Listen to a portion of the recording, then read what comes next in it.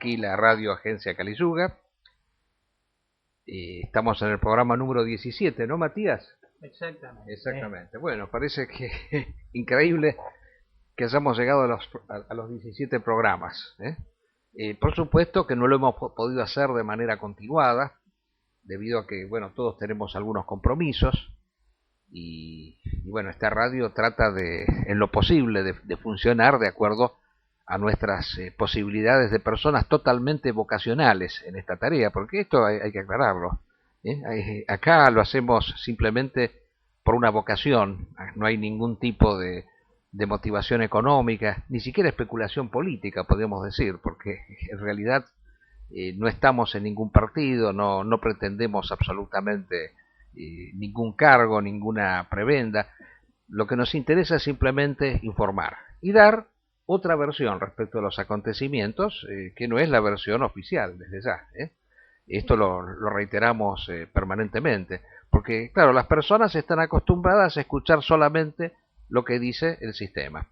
Y bueno, queremos dar una versión alternativa, es una radio alternativa. La radio Agencia Calizuga es una radio alternativa y centrada principalmente en la problemática internacional, aunque no por ello deja de lado la temática nacional.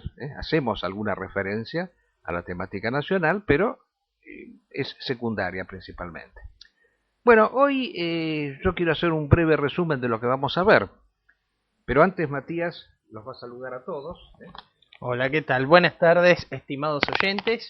Aquí nos encontramos de vuelta, como siempre, los viernes. A veces algunos viernes no hemos podido cumplir con los compromisos, algo que me ha pasado a mí una vez. Exactamente. Pero, como siempre que podemos, aquí estamos. Y bueno, hoy hemos tenido una semana muy activa. Y yo quería hacer mención a un suceso que hubo este mismo miércoles. El miércoles a las 16 horas nos dimos cita, un grupo de ciudadanos, para repudiar a la entidad sionista. Resulta en esta marcha, que fue multitudinaria, hubo algo que nos indignó. Porque acá en la Argentina, y eso es lo que demuestra verdaderamente que tanto el nazismo como el fascismo histórico murió en el 45, de tantos grupejos nazis, fascistas, que tanto hablan, no había ni uno solo en esa marcha. Fueron al 8N, pero no fueron contra la Embajada de Israel, que es la que sostiene al actual sistema argentino. Bueno, nos estamos anticipando un poco a la problemática de lo que vamos a tratar. Yo quiero hacer un breve repaso de lo que vamos a ver. Son 3 temas principalmente. Bueno, desde ya acá Matías ha anticipado el tema principal, que es la guerra entre Israel y los grupos combatientes de Gaza, entre los cuales prima Hamás. Pero nosotros queremos poner el acento que no es solamente Hamás, el grupo que ha combatido y que sigue combatiendo en contra de Israel. Queremos hablar de eso y queremos explicar en qué ha consistido este acuerdo y cuáles han sido las motivaciones por las cuales se ha llegado finalmente al acuerdo de cese del fuego o de tregua entre Israel y Gaza. El segundo tema que vamos a tratar se refiere a un hecho también importante a nivel internacional que acá por supuesto no ha tenido casi ningún eco, pero que para nosotros es muy significativo, porque tiene que ver mucho con esa prédica que hacemos en la República Argentina y en América respecto de la necesidad de constituir un frente cristiano islámico, en el cual también invitamos a otras religiones, como puede ser el budismo, el judaísmo ortodoxo también, porque nosotros siempre queremos aclarar, no somos antijudíos, de ninguna manera, nosotros somos antisionistas. Estamos en contra de la secularización de cualquier movimiento, de cualquier religión. Así como estamos en contra del modernismo cristiano como católicos, estamos en contra del sionismo y sentimos una gran cercanía con los sectores judíos ortodoxos que rescatan los valores sagrados de su propia religión. Y en Francia, decíamos, ha habido una gran manifestación de sectores religiosos, católicos, musulmanes, judíos, ortodoxos, de todas las religiones en contra de esta tremenda aberración que para nosotros, bueno, ha sido asumida como un hecho normal, que es el matrimonio sodomita. Ellos lo llaman sodomita, y bueno, no está mal, es el matrimonio homosexual, porque, bueno, después vamos a hablar un poco de eso, no me quiero anticipar, ¿no? Pero no se puede llamar matrimonio algo que es una simple unión entre personas que simplemente comparten, digamos así, sensaciones y problemas, y está excluido el fin principal del matrimonio, que es la reproducción de la especie. Hasta ahora no se ha demostrado que los homosexuales se puedan reproducir entre sí. Entonces eso no es matrimonio, de ningún modo. Pero sigamos con lo nuestro. Y el tercer punto que vamos a tratar es el tema de la Argentina. Nuevamente nos sigue preocupando la problemática de la fragata Libertad, porque creemos que ahí está el problema argentino propiamente. O sea, a veces hay cuestiones paradigmáticas que tienen un alto valor significativo y simbólico, porque yo pienso que de la resolución de la problemática de la fragata Libertad se juega de algún modo el destino de la Argentina nuevamente. Son esos grandes desafíos que se presentan en el tiempo y que exigen de las personas que se encuentran a cargo circunstancialmente de esos problemas grandes decisiones, grandes definiciones. Bueno, vamos a empezar entonces con el problema de Israel y Gaza. Yo quiero decir cosas fundamentales. La primera y principal, que acá no ha habido de ninguna manera un simple acuerdo. Acá ha habido realmente una capitulación por parte de Israel, porque ha tenido que suspender sus ataques en la medida en que de ninguna manera, ha logrado ninguno de sus objetivos planteados. ¿Cuál era el objetivo principal? El objetivo principal del ataque israelí era terminar con la estructura misilística que tenía instalado sea el grupo Hamas como el grupo Yihad Islámica en Gaza, en el territorio de Gaza, con el cual bombardeaba al Estado sionista de Israel, que insistimos nosotros, es un Estado colonial. Para nosotros tiene gran semejanza Israel con las Malvinas, una tremenda semejanza, porque Israel es el producto de una inmigración que ha sido implantada por la fuerza en territorios ajenos al pueblo judío, que eran territorios en los cuales vivían personas, palestinos. Es muy parecido a lo que ha sucedido en las Islas Malvinas.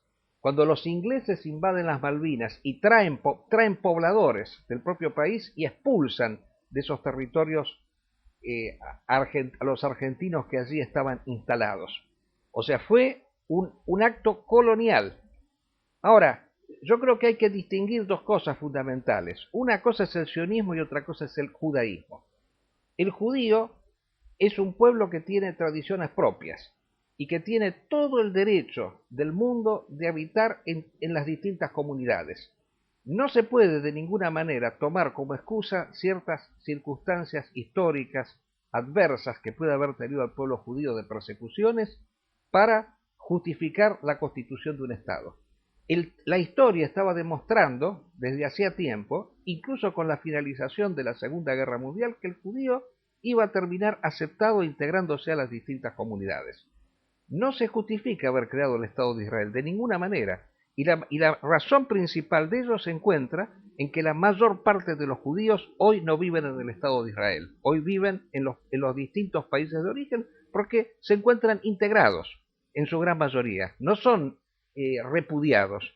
O sea, la historia ha cambiado. El judío ha terminado integrándose a las comunidades. Pero ¿por qué está el Estado de Israel? Yo quiero llegar a lo siguiente. Es una excusa, es un invento, eso de el sionismo, de que es el hogar para el pueblo judío excluido. No.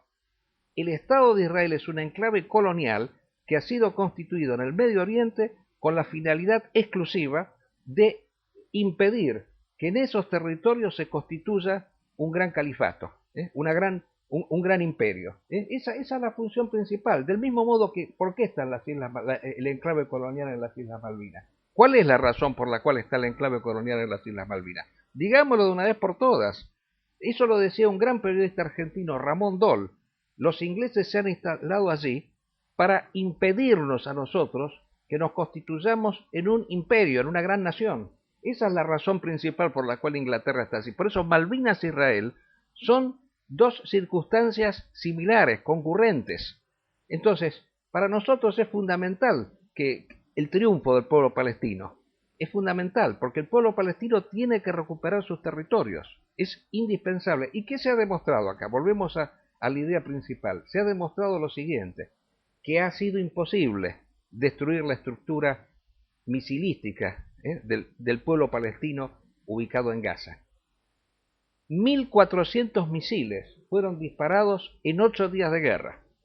De esos 1.400 misiles, Israel solamente pudo interceptar, de acuerdo a datos proporcionados por Israel, entre el 20 y el 40% de los mismos, por lo cual más de la mitad de los 1.400 misiles impactaron en territorio israelí. Ahora bien, ante esto, yo quiero hacer una mención de algo que me hacía recordar acá el amigo Al-Afghani, que yo lo he dicho por lo menos 6 o 7 veces. Israel, evidentemente, es una nación que tiene una serie de recursos psicológicos para tratar de imponerse en el mundo, de imponer su política, de hacerse respetar como Estado, y es indudable que, eso lo decían siempre los grandes teóricos de la ciencia política, que un Estado tiene que tener dos tácticas a implementar. O sea, por un lado tiene que mostrarse tremendamente, digamos así, fuerte, tiene que tener la capacidad de imponer miedo a los adversarios, mostrarse como invencible, pero ante los que son amigos mostrarse como alguien que, digamos así, necesita una cierta conmiseración de las personas, ser reconocido como víctima. Y bueno, esto ha sido justamente uno de los grandes caballitos de batalla del sionismo, que ha sido el famoso mito del Holocausto. El mito del Holocausto ha sido el mito por el cual el sionismo se ha victimizado, victimizando al pueblo hebreo, se ha hecho reconocer como víctima con respecto a los demás pueblos.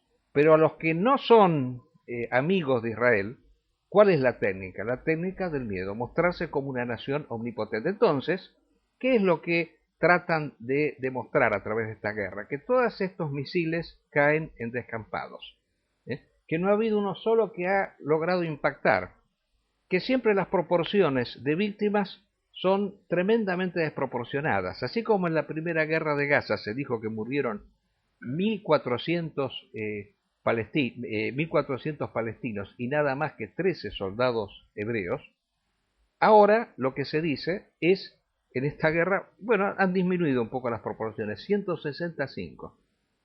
165. Incluso ha habido hasta un atentado, el mismo día que se firmó el acuerdo, hubo un atentado, que si se decía la realidad de lo que pasó realmente, porque se destruyó un ómnibus, fue totalmente carbonizado de acuerdo a las fotos que se mostraron, y las noticias dijeron que solamente resultaron 22 heridos y nadie murió.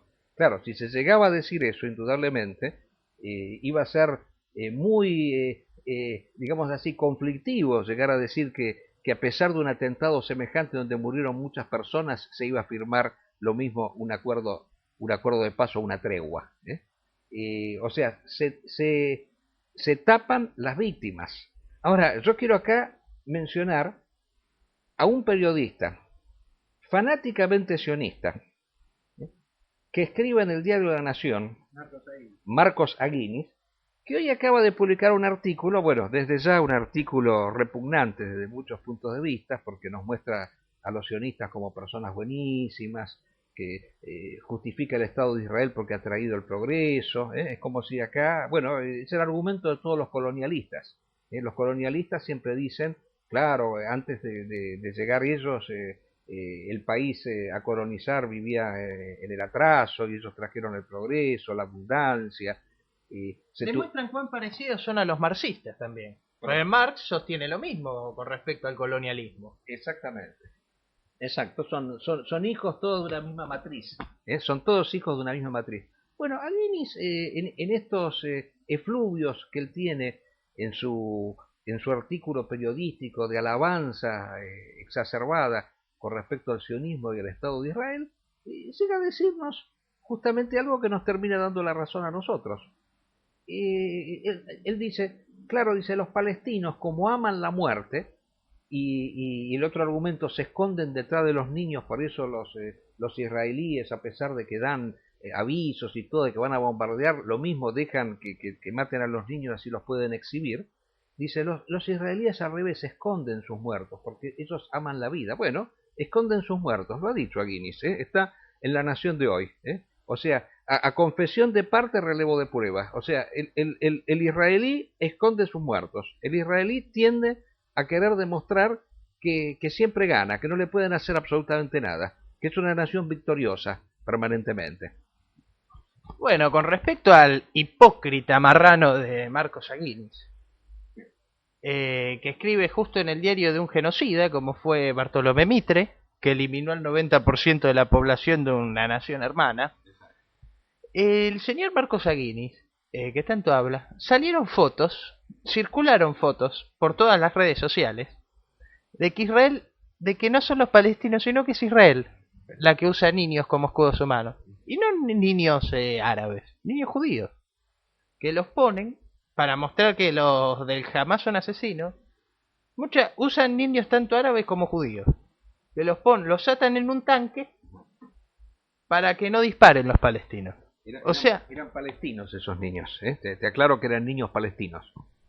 Porque ha habido denuncias de grupos de judíos antisionistas de que también usaron niños judíos. Y de comunidades judías que estaban en Palestina hace mucho, que son opuestas al ente sionista. Eso es lo que nos demuestra la rabia asesina que tiene el Estado sionista. Me niego a llamarlo de Israel. Segundo, siempre hay que hacer notar. El sionismo siempre tiene un caballito de guerra, el antisemitismo. Lo que hacen ellos es asociar a todas las comunidades judías al Estado de Israel. No es casual que justo el antisemitismo burdo que hay, porque acá cada tanto en Argentina siempre hay algún nabo, porque ese es el nombre, que va y le pega a un judío por ser judío nada más. Es decir, un ser repudiable el que hace eso. Y repugnante, cobarde. Pues generalmente atacan cuando atacan armados y la víctima desarmada. Bueno, ¿por qué ellos siempre tienden a generalizar a la comunidad judía? Jacques Soylos-Isorik era judío. Israel Shamir, el Neturei Karta. Acá en Argentina hay dos organizaciones. Judíos argentinos contra el sionismo y No en nuestro nombre.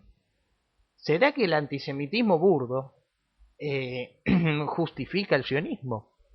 Porque es además preocupante, porque con las barbaridades que hace el Estado de Israel, pueden generar respuestas ignorantes, fanáticas y discriminatorias, que no van contra Israel, sino que van contra la simple comunidad judía que hay en cada lugar.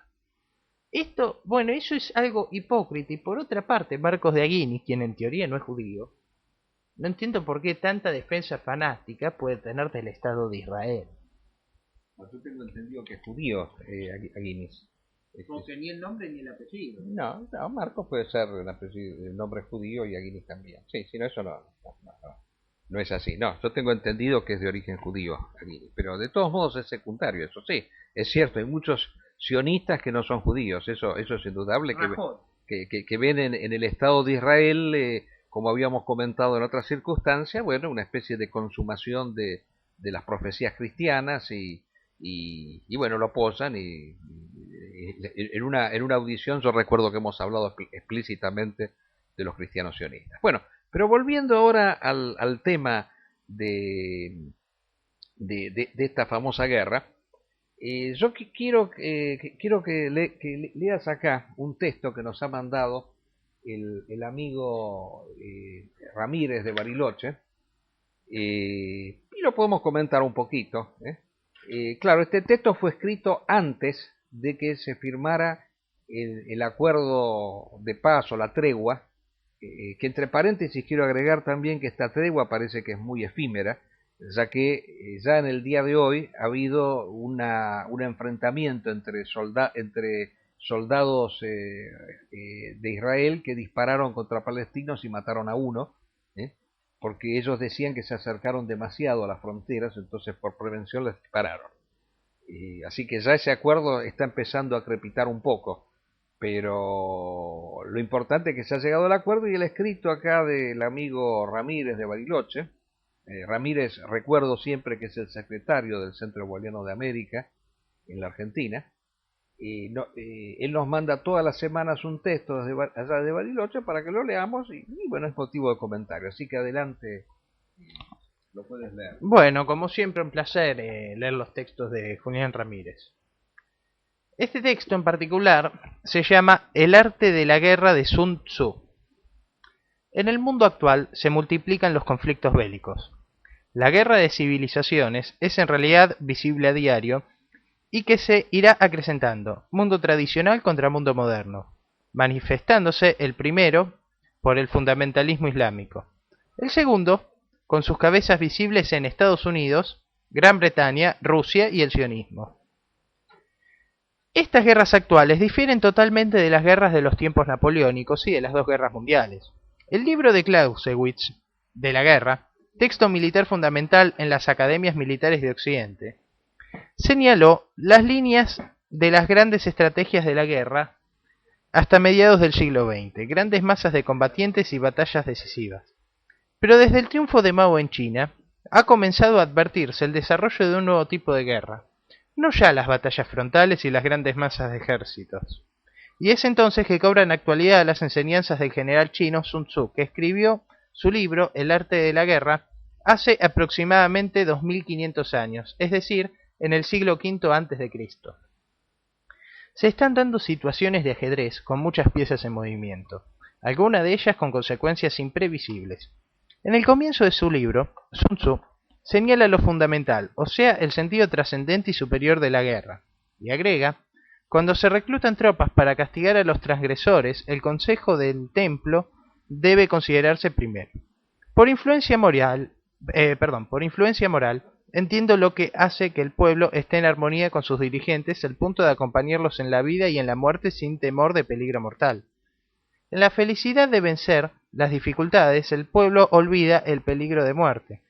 Todo arte de la guerra está basado en la impostura.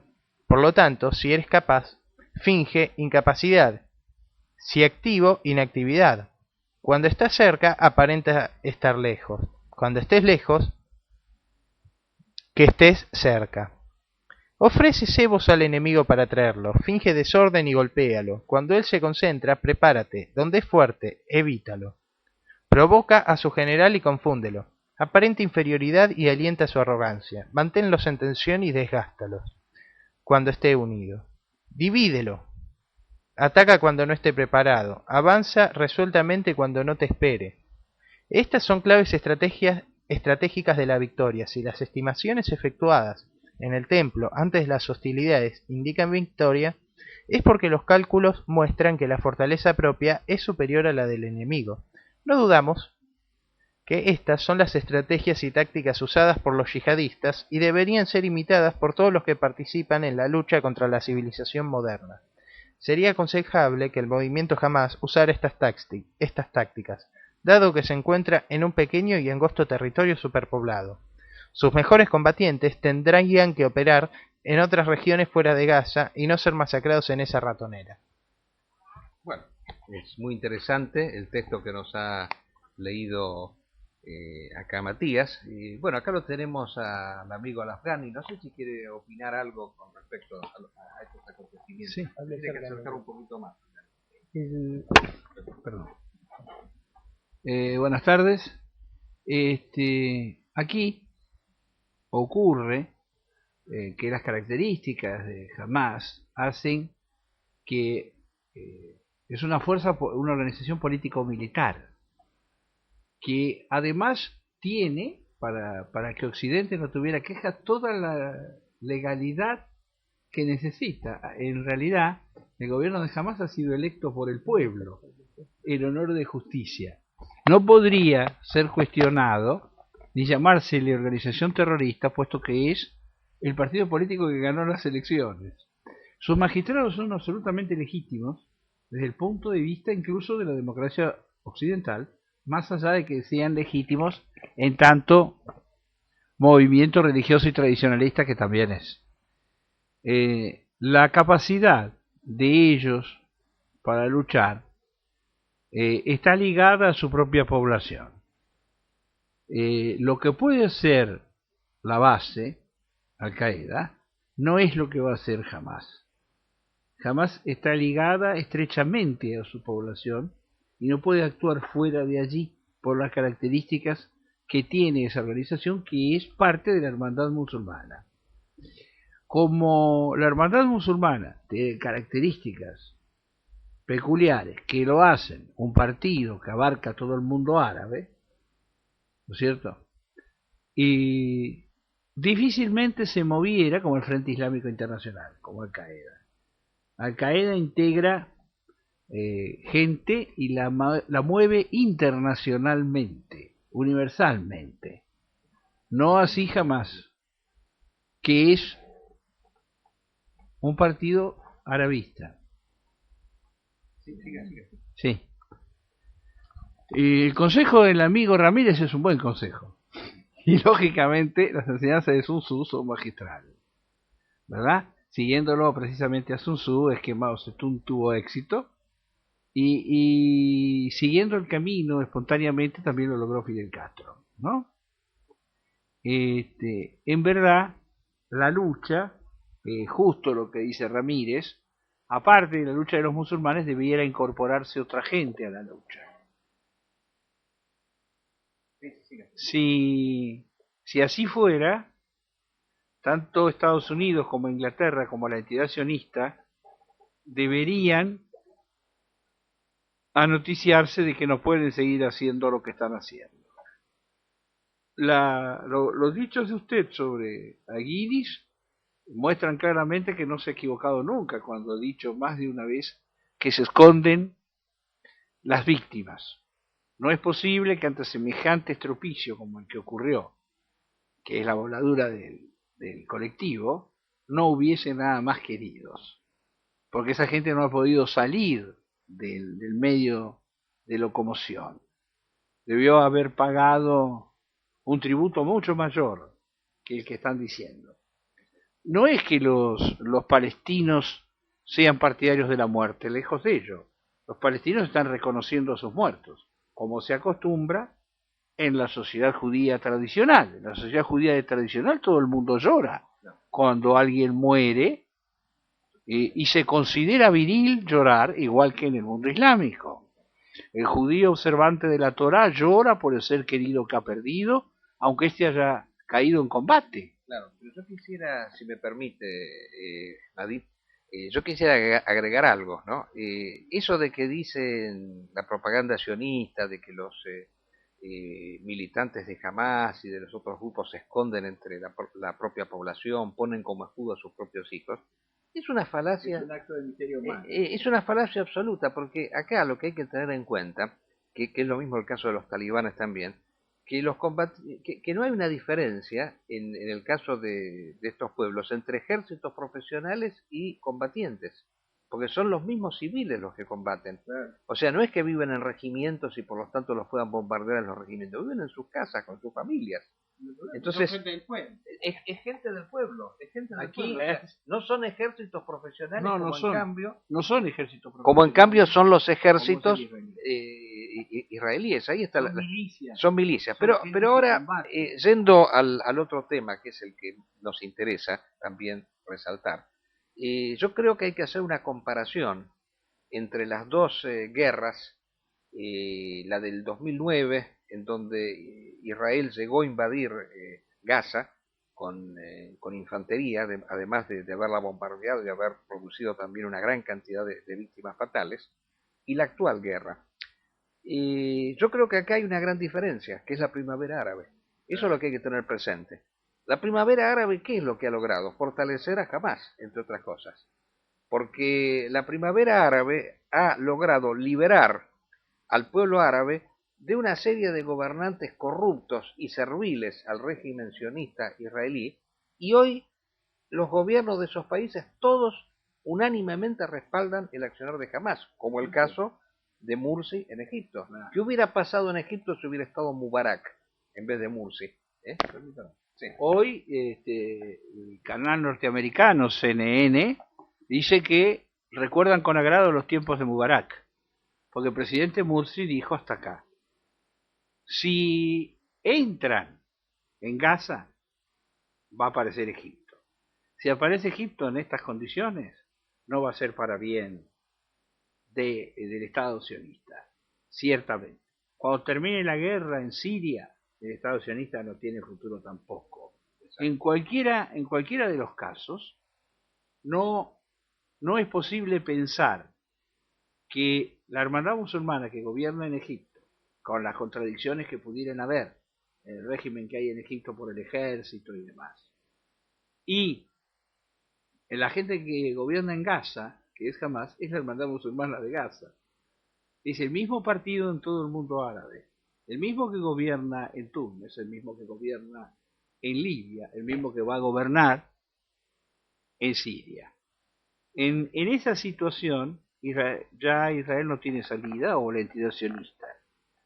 Exactamente. No, y aparte que hay que resaltar otro hecho interesante, hay que resaltar aquí, y que es lo siguiente, que, o sea, Hamás sigue teniendo el apoyo de Irán, porque los misiles que se han lanzado son los famosos Fair 5, que tienen un alcance de 80 kilómetros, ¿no? y que fueron fabricados en Irán.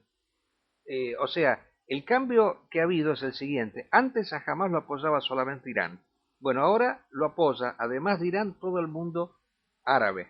Entonces, ojalá esto sirva para que se unan esas dos grandes ramas del Islam, que son los chiitas y los sunitas, en contra del enemigo común que es Norteamérica e Israel. Esa es la gran esperanza que nosotros tenemos. El día, y esa es la razón por la cual yo siempre digo lo siguiente, ¿no? ¿Por qué hasta ahora Estados Unidos e Israel no invadieron nunca Irán? Porque el día que hagan eso, ahí van a poner totalmente juntos a los chiitas con los sunitas. Los van a terminar uniendo. Entonces, la mejor manera es enfatizar las diferencias entre ellos. Yo comentaba a veces con un amigo que tenemos ahí en internet. En realidad, sí, Irán es enemigo de Norteamérica, pero y de Israel, pero más enemigos son Al-Qaeda y los grupos fundamentalistas. Entonces, a veces, en determinadas circunstancias, si tienen que optan por el Mar Menor y terminan aceptando un régimen vinculado a Irán, como el caso de Irak. El régimen de Maliki de Irak está vinculado a Irán.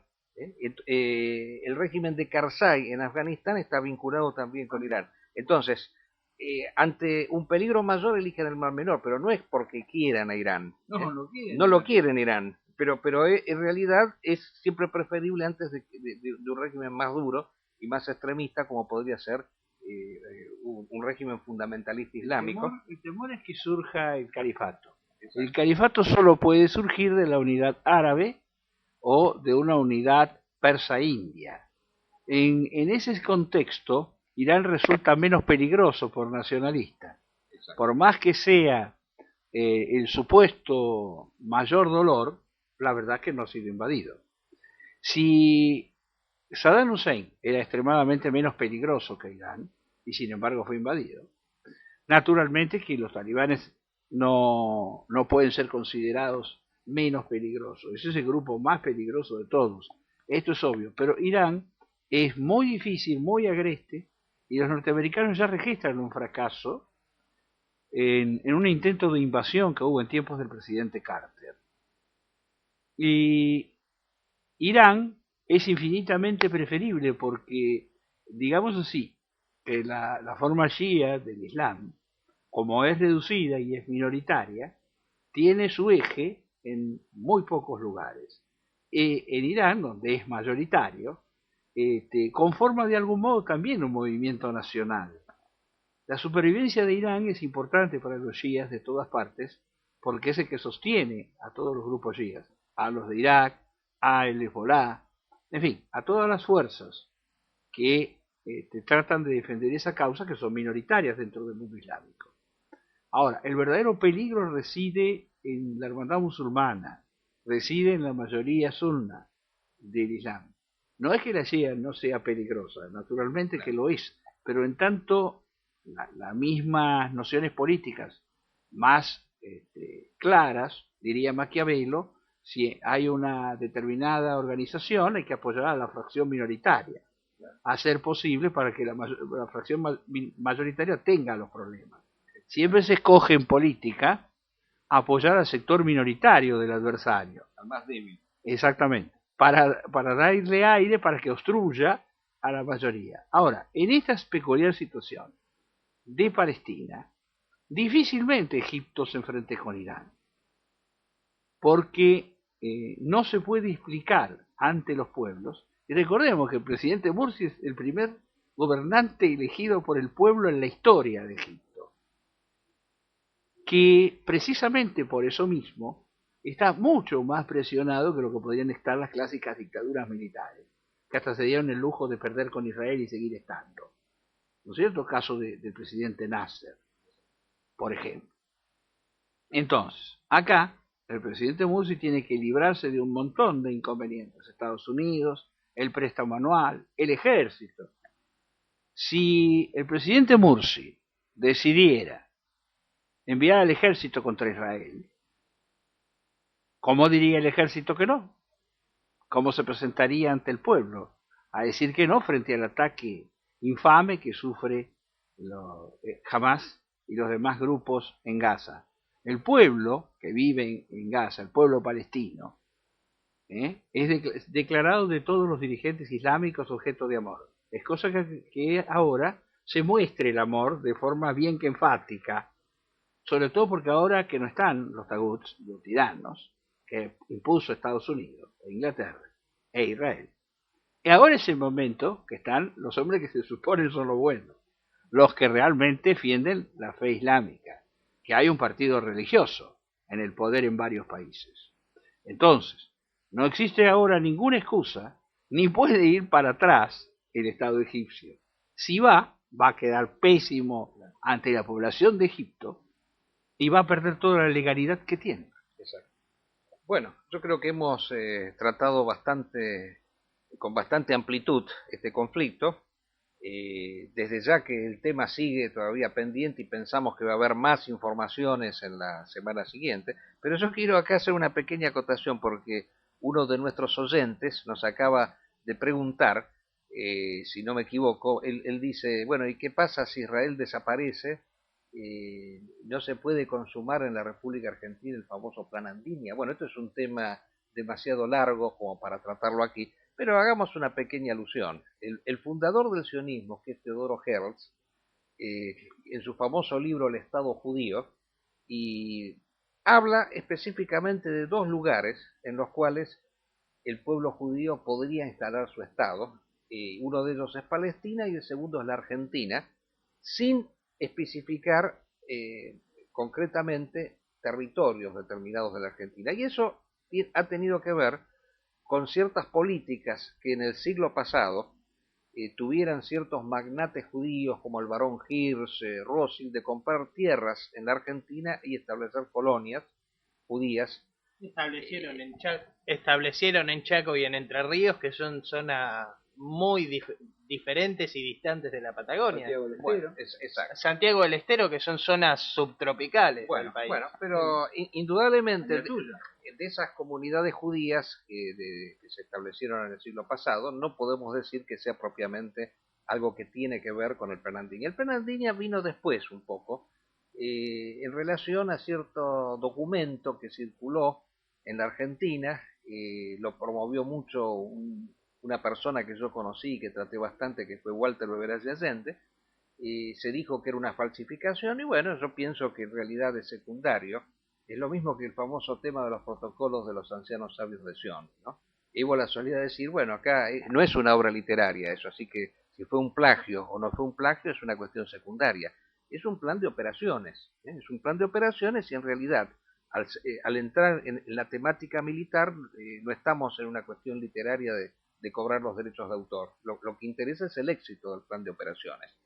Entonces, en ese plan Andina se hablaba justamente de cómo lograr que los judíos se pudiesen establecer en la República Argentina y constituirse en un Estado en caso de que Israel desapareciera. Bueno, yo no lo puedo decir con absoluta seguridad de que esto pueda llegar a suceder, pero lo que sí puedo decir que yo he presenciado una gran presencia de ciudadanos israelitas en el sur del país, en la Patagonia. Por ejemplo, en algunas localidades como el Bolsón, yo he visto que hay grandes cantidades de turistas judíos, que incluso hasta algo que me llamó la atención, que en la empresa de ómnibus del Bolsón había consignas en inglés y en hebreo. ¿eh? No, en hebreo, no en iris, en hebreo, en hebreo. En hebreo eran consignas donde se explicaba eh, cómo había que depositar las valijas, el lugar donde depositar, este tipo de cosas, pero las dos lenguas que se usaban eran esas, el inglés y el hebreo. O sea, a mí me llamó poderosamente la atención eso. Pero en fin, yo no puedo decirlo, de que sea cierto, de que se vaya a concretar el plan Andinia o no. Lo que sí es verdad es que es importante que la República Argentina defienda la soberanía de la Patagonia, trate de poblarla, trate de desarrollarla, porque no va a ser solamente el problema de una inmigración judía, sino puede ser una inmigración de cualquier otra comunidad que ocupe un territorio vacío. En la medida en que haya pocos habitantes, bueno, ese territorio puede llegar a ser ocupado, perfectamente. Sí. Bueno, yo quería dar con respecto a lo que habías mencionado antes. Yo el año pasado, que he estado en el noreste argentino y en el Paraguay, yo entré a Paraguay y después volví a la Argentina para hacer el trayecto de cataratas del Iguazú, Esteros de Liberá y Corrientes. Entonces una vez que crucé la frontera entre Paraguay, Brasil y Argentina, ya en Puerto Iguazú, propiamente dicho, el último rincón de la Argentina, eh, había, había ido a las cataratas y me había encontrado con que la mayoría de los turistas eran israelíes. Luego, yo decido tomarme un colectivo desde Puerto Iguazú hasta Esteros de Liberá y Corrientes. El colectivo lleno. Eran todos israelíes menos yo. Y me acabo de enterar, ¿no? Hace mucho tiempo, de que justamente las empresas israelíes están en el acuífero guaraní, están regalando el acuífero guaraní. Y hubo una denuncia de que el golpe de Estado que hubo en Paraguay le abrió la puerta a empresas sionistas que antes no les dieron concesión.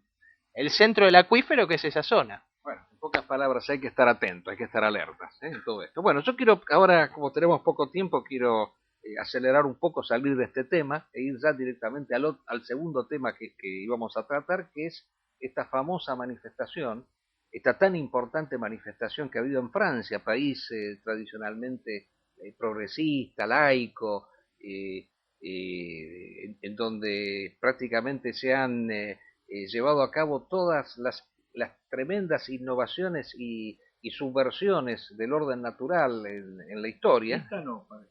Esta no. Fíjense qué curioso que en Francia ha habido una gran manifestación en contra de la implementación del matrimonio homosexual. O sea, más de 200.000 personas se movilizaron en París en contra del matrimonio homosexual. Y lo interesante del caso que yo quiero resaltar aquí es que de esas manifestaciones participaron sectores tradicionalistas, tanto católicos como musulmanes, como judíos ortodoxos, o sea, de todas las religiones que quieren conservar su tradición, porque entienden que el matrimonio homosexual no es un matrimonio propiamente, es una simple unión de personas que quieren compartir determinados placeres y determinados problemas entre sí, pero ajenos totalmente al fin principal del matrimonio, que es la reproducción de la especie. El matrimonio existe, tiene como fin último la reproducción de la especie. Esa es la finalidad última del matrimonio, la perpetuación de la especie, la perpetuación de un pueblo, de una comunidad. Y eso solamente puede existir en personas de diferentes sexos. Así que es muy importante que haya sucedido esto, y para nosotros es un hecho que, bueno, o sea, pronuncia algo bueno, positivo, que alguna vez esta famosa derecha que existe en Europa, esa derecha identitaria, esta derecha que se manifiesta tan antimusulmana, tan antiislamista, Muchos gays. ahí hay muchos, es cierto, Muchos gays. es cierto. Wilders. Me robó la palabra. Peter Fortuyn, Pim Fortuyn, el holandés que fue, Claro. que fue asesinado Sí, sí. en un atentado. Es cierto eso. Claro, muchos de los jefes de la ultraderecha son gays. Son gay y que están Esa es verdad. Es cierto eso. Y están de acuerdo con el matrimonio homosexual, obviamente. Eso es obvio. Pero la verdad es que cuesta creer que los franceses aceptaran el matrimonio homosexual. Porque tendrán muchas deficiencias, pero ciertamente esas no. Quien haya conocido sabe cómo son y sabe que no se ve bien. Cualesquiera sea el criterio que pudieran tener, no es para ellos. Es lo mismo que es mucho más allá de lo religioso, a mi parecer.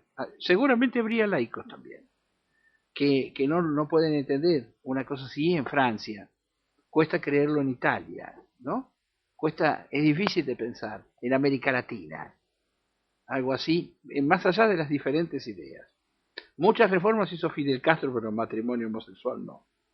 Muchas reformas han hecho mucha gente, pero esas cosas no corren en América Latina, excepto en dos países que son ya están completamente degradados, como es la Argentina, como es Uruguay, que sufre parecida frustración. Claro. No es casual que frente a la huelga de la CGT haya aparecido personajes ridículos, si los hay, como Delía, a decir que es una reunión de machistas, ¿no es cierto?, y de matones. Curioso lo de matón, porque él pertenece a ese círculo, ¿no? Hay 8 millones de argentinos que manifestaron su desagrado frente al régimen cipayo y vendepatria de Argentina. Estos son los obreros, ya fue a los sectores medios, semanas antes. La reunión podría concederse si es machista. En cuanto de matón, Delía entiende bastante. Si reprueba los piquetes, los piquetes de huelga han existido siempre en el movimiento obrero, pero él es uno de los fundadores del piquete moderno, del piquete del siglo XXI. Perdón, usted habló de Delía, yo pensé que tenía que ver algo con la homosexualidad. Me asustó. No, de todos modos, volviendo, está bien. Volviendo al tema de la homosexualidad, nosotros consideramos como tradicionalistas que la homosexualidad es una enfermedad que tiene que ser corregida, combatida. O sea, no es una situación normal, una situación común. No tiene que ser promovida por los medios de difusión. Es falso, por eso nos parece incluso aberrante que se quiera promover la adopción por parte de homosexuales. Eso es una cosa aberrante, porque evidentemente el niño adoptado por los homosexuales va a tener todas las tendencialidades posibles de convertirse también en un homosexual. Claro, porque vivimos en un mundo donde todos somos libres de hacer y pensar lo que queremos, menos lo que no debemos pensar y hacer. Exacto. Por ejemplo, ser musulmanes, por ejemplo, no estar de acuerdo con determinadas variantes del imperialismo occidental, ¿no es cierto? Sustentar ideas como los hindúes que no comen carne, ¿no es cierto? Lo cual es perjudicial para el imperialismo, naturalmente. Todo aquel, o sostener la poligamia como en África, ¿no? Con las 7 esposas. Y bueno, la verdad es que en Argentina han conseguido establecer todas las degeneraciones: el aborto, el infanticidio, la eutanasia, Ya no queda más en el catálogo que poner. Bueno, todavía no se aprobó la ley del aborto, tengamos presente eso. Exacto, cada vez se tiende más a eso. Pero aparte, a mí lo que me pareció aberrante el otro día, ver una publicidad por el canal oficial, en donde se promovía, o sea, para defender la ley de medios, se promovía la existencia de un canal para los gays. Eso es una cosa absurda. O sea, la homosexualidad es una deformación. O sea, es algo que tiene que ser corregido, combatido, porque es contrario al orden natural. El sexo está hecho para la reproducción de la especie. También para el goce. Principalmente, sí, también para el goce, pero el fin principal de la sexualidad es la reproducción de la especie. Eso lo tenemos que tener en claro. Hermano, nosotros los musulmanes creemos que el sexo ha sido dado por Dios con el objeto de que tengamos el goce, el placer, ¿no es cierto? Y que tengamos además la descendencia. Con respecto a la homosexualidad, pensamos que no es una buena idea. Ciertamente, creemos que no debe ser. Creemos que en el mundo islámico hay leyes muy estrictas sobre este tema. Naturalmente, los individuos en la privacidad no nos vamos a ir a meter, obviamente. Pero, si los individuos hacen escándalo, es decir, marcha de orgullo gay y demás, va muy mal eso. Lleva a un camino desgraciado. Asimismo, el escándalo, como el travestismo, son ciertamente penados en el mundo islámico y castigados. Lo que hiciera un individuo en su privacidad no podemos nosotros decir.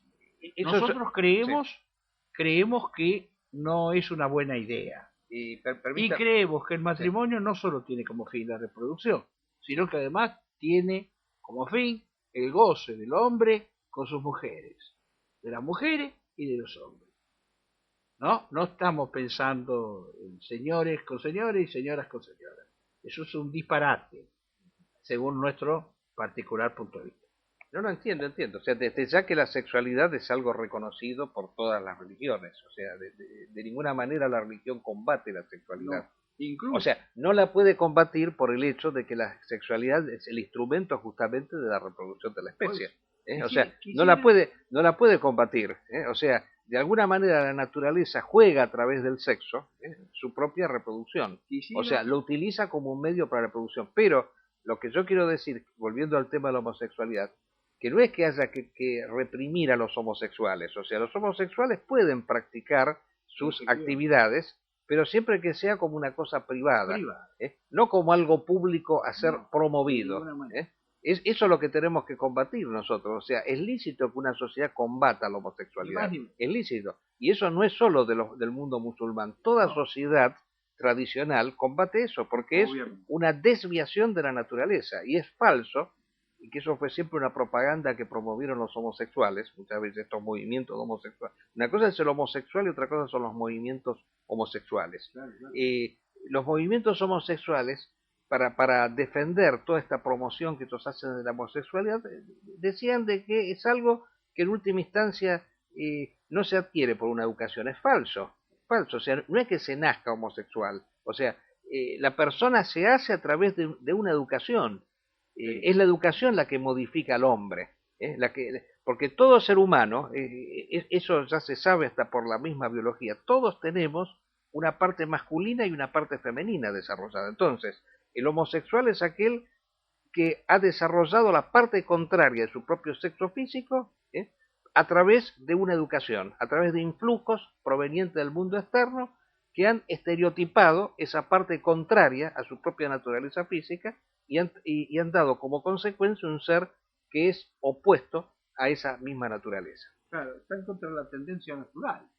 Las formas naturales no pueden ser las que no da el organismo. Exacto. El organismo tiene una serie de cualidades en el hombre y en la mujer que son tan específicos que sirven para la unidad de hombre-mujer. Si no, la solución es una solución enferma y sin fundamento. Bueno, vamos a tratar de cortar aquí, porque si no, de lo contrario, no vamos a hablar del último tema, al cual yo por lo menos le quería dedicar 5 minutos, que es el tema de la fragata Libertad, que todavía nos sigue, digamos así, motivando esa problemática, porque nosotros seguimos insistiendo en que es indispensable, desde todo punto de vista, que se produzca una reacción por parte de los marinos que hoy en día se encuentran varados en la fragata Libertad en este puerto de Ghana, el puerto de Tema, en Ghana, porque el honor de nuestras Fuerzas Armadas, que no supieron estar a la altura de las circunstancias en las Islas Malvinas, bueno, hoy tienen otra oportunidad. O sea, la divina providencia nos da una nueva oportunidad de demostrar que puede todavía existir un acto de heroísmo. ¿Y el acto de heroísmo cuál debe ser? Justamente, romper el bloqueo, salir del puerto, no aceptar la confiscación del barco. Entonces nosotros consideramos que el capitán Salonio, creo que se llama, y esto es un llamado así fervoroso que nosotros hacemos, tiene todavía la ocasión de salir con los 44 marinos que quedan en el barco, abrirse paso y, en el caso de que no lo dejen salir, hundir el barco y seguir el destino del mismo. Algo que no hizo el capitán del crucero General Belgrano, que no se hundió con su propio barco.